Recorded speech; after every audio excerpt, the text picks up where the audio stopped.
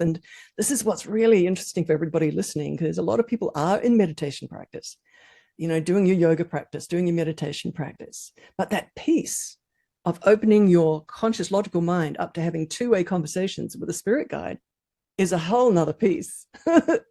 and for me, that was incredibly, I think intuitively, I just was super passionate about that, because as a journo, I was information driven. And if I could open up that concrete, if I could melt the concrete wall, which I did, I practiced like every single day. I just stopped, pushed my attention to that spot, called on that being, and asked a question and to see what would happen. And over that week and over the next week and over the next week, that one word that would come back turned into 3 words and then turned into a whole sentence.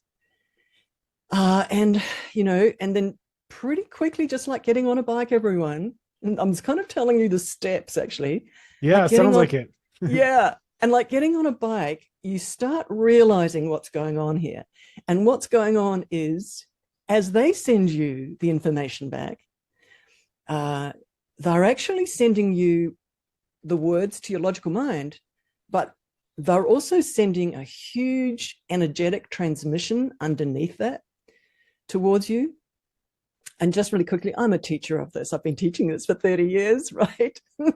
So I'm just going to start teaching this. So we are all an auric field. We're all an electromagnetic field. So every one of us is just this force field, morphogenic field. And so is the spirit guide, 2 beautiful light fields. And so when the spirit guide wants to send you information, because you've triggered it by asking them, they will be sending it as energy straight into the energy field. And your energy field is 90% of who you are, because your logic is really only 10%, what we pick up with our logical mind and what our attention is registering. And a lot of the subliminal instant impression information transmissions are happening slightly below logic. And so I'm always teaching everyone to get really smart in that moment when they're sending a question to a spirit guide, to get really smart about that 90% of that energetic transmission that's coming towards you, straight into your, what I call, knowing. So in those very first weeks, I started to realize, like jumping on a bike, I was like, oh, okay, I got this.